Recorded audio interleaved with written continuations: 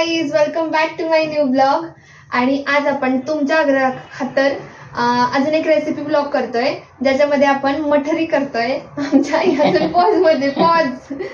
तर आई, आता तू सांग आपण काय काय करणार आहोत. आता आपण साहित्य घेऊयात. पहिल्यांदा तर मी तुम्हाला साहित्य दाखवते गाईज. वेट, थांबा. असं भरायचं, जास्त दाबायचं नाही. आणि आपण हे 2 कप घेतले आपले. आणि आता मी हे का भांड्यात काढून घेतलंय. आता आपण त्याच्यामध्ये इन्ग्रेडियंट्स टाकूया बाकीचे. तर ह्याच्यात हळद टाकूयात थोडीशी, मीठ टाकूयात,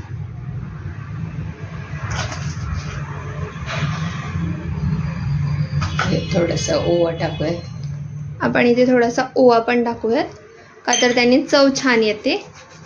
आणि आईच्या हाताला थोडंसं लागलंय, सो आई तू नको मळू, मी मळते. आता मग तुला तिथे दुखेल. ठीक आहे? ठीक. आता थोडंसं आपण गरम तेल करून घालायचं. आता आपण याच्यात 2 चमचे गरम तेल घालूया. ओके. आपण इथे एक छोटं कडलं ठेवलंय, त्याच्यामध्ये आपण आई किती चमचे तेल टाकणार आहोत? 2 चमचे घालूयात अंदाजाने आपल्या. आणि हे आपल्याला तेल एकदम कडक गरम करून घ्यायचंय. खूप जास्त गरम झालं पाहिजे, तरच ती तुमची मठरी किंवा तुमच्या शंकरपाळ्या, तिखट शंकरपाळ्या छान खुसखुशीत होतील. नाही तर त्या खुसखुशीत नाही होणार, तर मऊ होतील. सो त्यामुळे तुम्हाला हे तेल एकदम छान गरम करायचंय. गाईज, आम्ही जिरे सांगायचं विसरलो आणि टाकायचं पण विसरलो होतो. तर एक अर्धा चमचा जिरे, कारण त्यांनी वास छान येतो म्हणून, आणि चव पण छान लागते. हाय फ्लेम वरती आपण तेल मस्त गरम करून घेऊयात. ऑलमोस्ट होत आलंय. आणि मग आपण त्याच्यानंतर ते पिठात घालू आणि मग मळूयात छान. करायचंय तुम्हाला. आणि आता आपण असं ते पिठात टाकूया. थोडं सावधानीने करा, का तर गरम तेल आहे, तर पोळू देऊ नका. तेवढे प्रिकॉशन्स घ्या. आणि आता आपण हे छान हलवूया. एक चमच्याने हलवूया आधी, का तर ते खूप गरम असतं तेल, म्हणून नंतर आपल्याला हातानेच मळायला लागेल ते.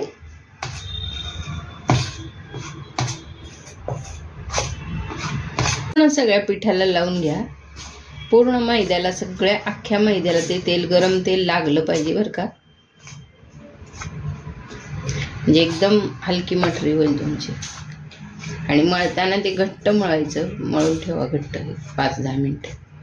मागच्या व्हिडिओत मी सांगितलंच आहे तुम्हाला, तुम्ही तसं लक्षात ठेवलंच असेल. आता मी मळते जरा पीठ, त्यात आईच्या हाताला लागलंय, सो तिला म्हणलंय तू जरा विश्रांती घे 5 मिनिटं. तर आता आपल्याला पाणी घेतलं याच्यामध्ये, आणि आपल्याला खूप जास्त घट्ट मळायचंय. सो तर आपण ती प्रोसिजर करूया.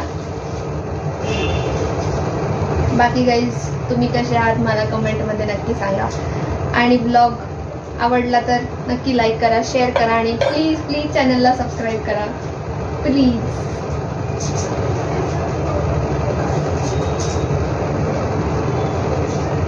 अंदाज घेतच पाणी घाला. खूप पाणी घालू नका, कारण आपल्याला पीठ पातळ नकोय, चांगलं असं घट्ट पाहिजे म्हणून.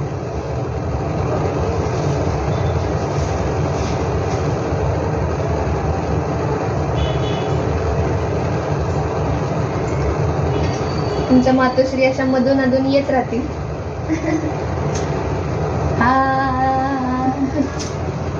हे असं जरा गाणं मधून एंटरटेनमेंट पाहिजे ना, म्हणून. आई बोल, तुला सबस्क्रायबर्सला काय बोलायचं तुझ्या? काही नाही, लाईक करा, सबस्क्राईब करा, शेअर करा गाईज, नक्की शेअर करा.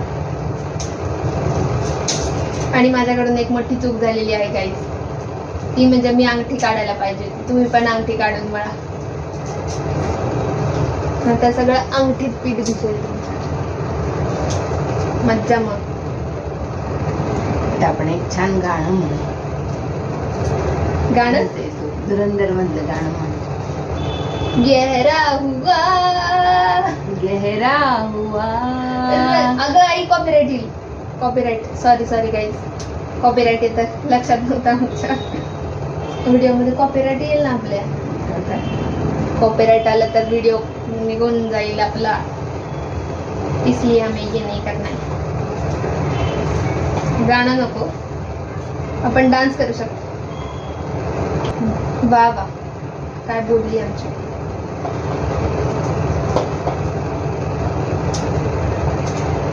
आता ह्याच्यानंतर आम्ही तुम्हाला पंढरपूरचा फरशी चिवडा एक दाखवणार आहे.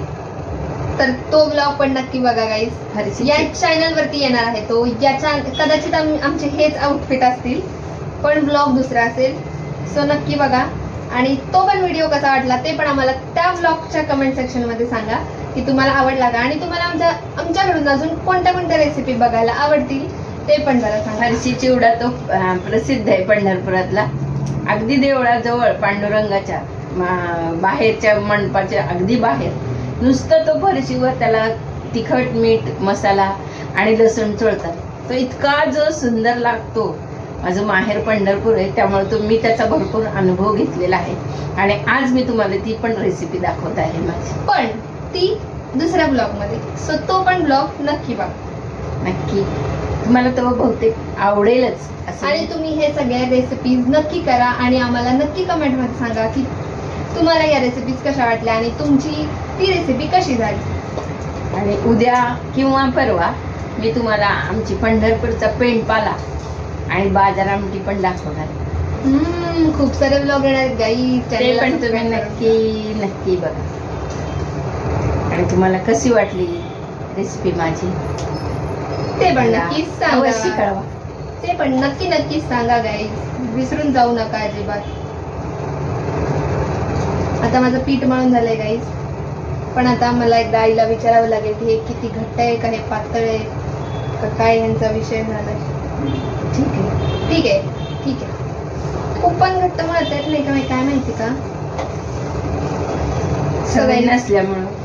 सवयीचा भाग. पण कणिक एवढी घट्ट मळत नाही ना, त्यामुळे मला इतकी घट्ट मळता येत नाही. आणि तुम्ही म्हणत असाल की इथे मागे लाईट का नाही लावली आहे. आई जरा लाईट लावून दाखव. त्यांना वाटेल आपल्या घरात लाईटच नाही. लाईट आहे पण इथे फोकस होत नाहीये आम्ही, म्हणून त्या लाईट्स बंद केल्या. आता ही बंद नको करूया प्लीज. हा, गुड गर्ल. अशी हुशार आहे माझी आई. कधी कधीच डोकं खाती माझं. पेज दाबायला ठेवतोय आता आम्ही. गाईच आता माझं पीठ मळत आलंय. सो आता आपण दुसऱ्याकडे तेल टाकायला ठेवूया आणि मी तुम्हाला दाखवते एक मिनिट. आणि गाईज आमचं तेल पण इथे गरम होत आहे. ऑलमोस्ट होत आलंय. आपण एवढा गोळा घेऊन त्याची मस्त पातळ एकदम पातळ पोळी लाटायची. पोळपाट गच्च भरून पोळी मी दाखवते गाईज तुम्हाला वेट. दंड तयार ठेवायची आपली चांगली. कारण याला खूप जास्त शक्ती लागते गाईज, खूपच जास्त. कारण जर तुम्ही घट्ट मळलं असेल तर मग हात जातील कामातून, पण मग त्याशिवाय ती चांगली पण नाही होणार. आणि हे असे मस्त जिरे आणि ओवा छान दिसतोय असा वर.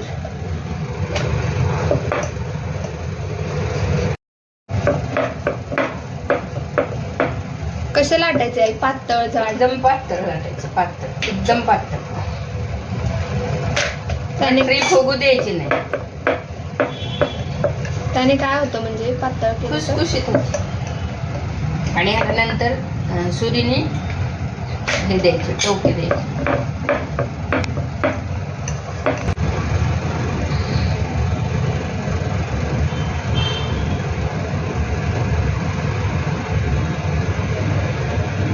फुगू द्यायची नाही अजिबात मटेरियल.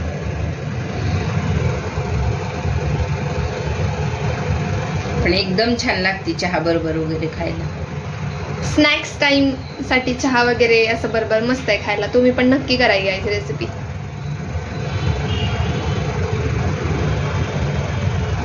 हलक्या हाताने कापायचं ना? एकदम हलक्या हाताने.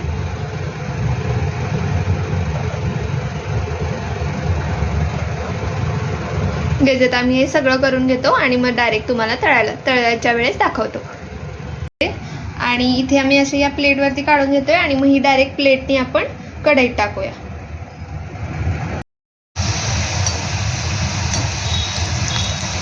कशा फ्लेम वरती आई? मंद मंद लांब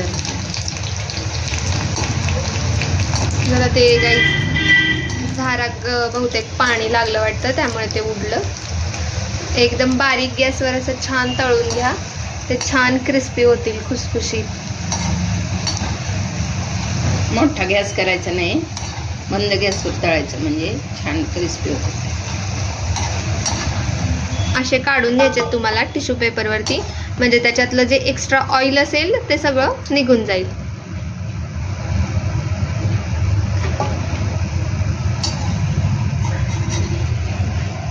आणि अशी सुंदर आपली मठरी तयार आहे.